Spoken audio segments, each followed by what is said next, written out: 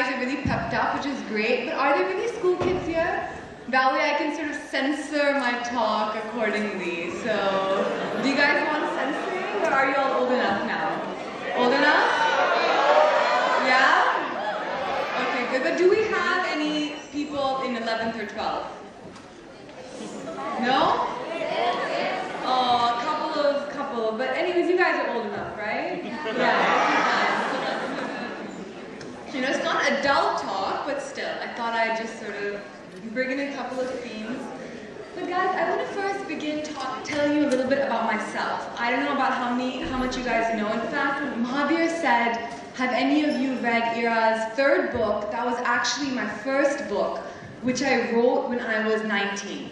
So that was probably the book that I wrote when I was about about this age group. So that probably means that you guys were kind of young and maybe didn't read that book, but I think you guys would really enjoy it. But that sort of goes back to talking about how I began writing and why I began writing and what prompted me to write a book at 19. And it's really strange, but the journey begins at all places at a beauty pageant. When I was 19, I was in the Miss India beauty pageant. And it was really sort of a strange experience for me because I wasn't a model and I wasn't an actress and I didn't aspire to be any of these things. I always knew that I wanted to be a writer. And it was when I went to the beauty pageant that I realized that, hey, this is a story that I can tell. Here I'm seeing my characters face to face, and these are the people that I want to write about. And that is how I began writing my first book, which, by the way, was rejected by every single publisher that I sent the book to. I remember I was 19 years old, I was in college, and not a single publisher in India wanted to publish my book. Finally, I think it was by a stroke of luck, but one publisher, that is Penguin Books, decided, Ira, we're going to publish your book, but we're going to pay you 5,000 rupees for publishing the book. I said, fine, pay me 5,000 rupees, but publish my book, which is what they did. And the book turned out to be a runway bestseller, but also was a little controversial. So I, at 19, found myself on television channels, live, in newspapers, and for someone who's 19, facing a lot of criticism was hard. But I think all of that really led me to be a stronger person and then face all the criticism that there would be going forward. That brings me to my other two books, which are The Great Indian Love Story, which I know a few of you have read, and There Is No Love on Wall Street, which is my most recent book. And so a little bit more about my journey, which, you know, after the beauty pageant, I did go back to college. I finished my degree in economics, and right after that, I decided to go to business school. I was at Columbia University, which is one of the best business schools in the world, and after finishing my MBA, I was working too in a corporate job. But I thought to myself, I said, am I really making an impact here? How am I really sort of making change? I didn't think I was doing much. And that is when I decided, you know what, I'm going to go back to India and I'm going to write books, which is what I ended up doing. And I find that today it is extremely fulfilling. I go around the country speaking to students, you know, from everywhere, literally from Kashmir to Kanyakumari. And it is amazing to interact with the Indian youth and understand what they're thinking. So I write and I speak, and that's what I do. But that's enough about myself. And now I'm going to tell you a little bit about some of the things that I've been thinking about, some of the things that I'm writing about, and some of the things that I'm very concerned and curious about. So as I was writing these books, as you can tell, there's a little bit of love in all the books that I write. And as I was traveling from place to place, I realized that India is falling in love. It seemed to be one of the most important things on every young person's mind. It was love, it was dating, it was romance. And I said, something really incredible is happening here. I'm not sure what it is, but I need to delve a little bit deeper. And that is what has led me to write my next book, which is called India in Love, Love, Sex and Marriage in 21st Century India, which I'm working on at the moment. I'm researching it. This book is non-fiction. All my other books have been novels. But as I sort of went from place to place and I've seen so many different stories over the course of the past 1.5, 2 years that I've been researching this book. What I found is that India is really going through a revolution. It really is something very, very drastic that is happening here as we move from arranged marriage to love marriage. And it is really a matter of the heart versus the mind. Everywhere I went, I was meeting people who were saying, we're falling in love and we want to get married, but our parents are not agreeing. Or we got married, we fell in love, but we got divorced. And all of a sudden, divorce didn't seem to be a bad word anymore.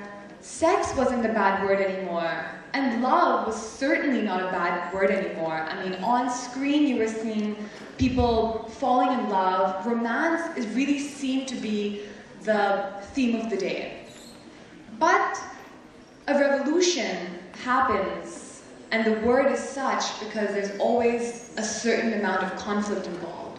For example, the Arab Spring, the conflict, the revolution that we saw in Egypt. The repercussions are still going on. There's a lot of conflict, there's a lot of change, there's a lot of sort of things which are in flux as people realize like where are we at, what's going on. And I think in India that's a very similar theme. As people fall in love, there's all sorts of a little bit of contradiction, there's a little bit of conflict, parents are against this, young people are trying to figure out what do we want, how do we want it. So that is some of the stuff that I've been researching for my book, and I've looked at so many different themes and so many different stories. But what I found was at the center of this debate of love and arranged, and this is in fact the most disturbing thing, was always a matter of caste. So as I went around, it seemed to be that caste, which to me was such an archaic concept. I mean, I said, who cares about caste anymore? In our modern India, of today, why are these notions of caste in the community so important? But it seemed to be amongst the wealthiest families in Delhi, amongst the most so-called open-minded people in Bombay, it seemed to be that marrying within caste and marrying within community was still extremely important. And this made me think back to two things. One was Gandhiji, and the other thing was how did the concept of caste actually emerge? And it turns out that Gandhiji, as all of you guys know or should know, was completely against caste. And he always propagated intercaste marriage. And the second thing was that caste actually began as an economic system. So as we have lawyers and doctors and engineers, we had Brahmins and Vaishyas and Kshatriyas, and each group of people had their profession. The Brahmins taught, the Kshatriyas protected, the Vaishyas traded and did business. And this is how, in fact, the entire journey of caste began. But then I realized, and this is actually a really interesting story. I visited a group of people called the Love Commandos. These guys are these big, fat guys in Delhi who protect lovebirds, or couples who have fallen in love. They have a small shelter in Delhi, and it is at these shelters that couples come. These are couples who have been, there's been attempts at death, attempts at suicide. Their parents and cuff panchayats have been against all of these people. So all of these lovebirds at the Love Commandos had the very same story to tell, that there's an issue of caste, there's an issue that we should not have arranged marriages. But what was even more interesting beyond the concept of just caste was adhikar. All the girls said that, it's actually a matter of adhikar. When we ask our parents, for marriage, even if it's to a really lovely guy, they all say, no, you're going to taint our family, you're going to taint our name. And you know what the funny thing is, even across different social strata, I find that sometimes even I'm a victim of all of this. My parents raised me up to a certain age, trying to do the very best that I can. And then after 21, 22, they're like, hey, what about marriage now? I think it's time for you to drop everything and now to get married. And I was like, what? But here I have been, studying really hard, trying to do really well, and now all of a sudden it's a matter of marriage. So I think this is something that, I see a lot of girls in the audience, that's really fantastic. And I think all women here, this is such an important, critical part of a girl's life. And I think all Indian parents are really sort of trying to instill these concepts of marriage and arranged marriage. And there was a joke amongst us. It was that, when a child, there's three things a child hears in India. First it's mummy, then it's papa, then it's shadi. Like shadi is this really big word that all of us have to sort of learn at a very young age. So, these are the themes that I found which were really, at least to me, conflictive, were the concepts of love and arranged marriage, but beyond what really disturbed me was the concepts of caste and adhikar of women. Now, people always ask me, Ira, which one is better, love or arranged marriage? Which one should we go for? I said, listen, these are not questions that I can ask. These are themes that I'm studying, stories that I'm looking at, and I see such a diversity that really I cannot answer that question, neither can anyone else. But what I can tell you is some of the experiences that I've had and relate to you some of the stories that I've heard and sort of help you make your own decision. So I'm going to tell you two stories, and then I'm going to stop talking, and then we can sort of have a lot more questions. The first story is of Priya. Priya she works at a BPO in Bangalore. She's from Tamil Nadu, from a small town in Tamil Nadu, and she's never left Tamil Nadu. So she came for the first time to Bangalore to work. There she fell in love with a lovely man who wanted to marry her. Her parents were obsessed with two things, caste and astrology. They said, if your Janapakti doesn't match, we're not going to have you married. And the second thing was that if he's not of the same caste, you cannot marry this man. Priya went against their wishes, she married him. And after the first couple of months of their marriage, she got pregnant. And then she had a miscarriage. And a couple of months after that, she got pregnant again and had a miscarriage again, and this time she was seriously ill. And she was at the hospital all by herself. Her husband Karthikeya had to work, he had to pay the medical bills, and there was no one there for her. And then she thought to herself, here I was surrounded by so much family, so many relatives, and here I am today lying alone in the hospital. And when I really, really need this family, they're not here for me. And after that, she decided that she's not going to call them again. She's not going to beg them again to approve, and that she's going to lead her life on her own. And, Priya is a really simple girl. I wish I'd brought some photographs to show you of her, but she's, working hard, leading her life. And it's really sad to see that, her parents aren't open-minded about this love marriage of hers. But, it's a decision that Priya took, that I'm going to go against my family's wishes, and this is what I'm going to do. And these are the consequences that she had to face. But there are people like today, the Priyas of this world are the ones who are leading this love revolution today. And this is not just one isolated story. These are stories that I hear, across this country as I visit people from different communities, different castes, different societies. I'm going to end by telling you just one last story, and then we can go on to questions and interaction. The story actually happened just last week. I was in Delhi, and I was meeting a friend of mine who was in Delhi from Jalandhar, where he's originally from, to fight a Supreme Court case. The Supreme Court case was a divorce case. And this man's name is Cherry. And when you see him, he seems like the most, I would say, Siddha guy on this planet. He wakes up at 5 o'clock every day, he goes to sleep at 10, he doesn't drink, he doesn't party, he just, he reads the Gita, he does his yoga. And I'm like, Cherry, how did this happen to you? And this is not his first divorce, this is his second divorce. I said, Cherry, you're such a Siddha guy on the surface, but you had only had one, but now two, and now it's at the Supreme Court. I said, what's going on? And he said, Ira, I made a couple of wrong decisions, clearly, in my life. But I can speak to you as the smoker who died of lung cancer. Having suffered and having seen, there's only one thing that I can tell you. In arranged versus love, there's always a conflict of the heart versus the head. In a love marriage, the heart will tell you, I love him and I want to be with him. And the head will tell you otherwise. You know, it's not practical. He comes from the south. He speaks a different language. His family has a different culture.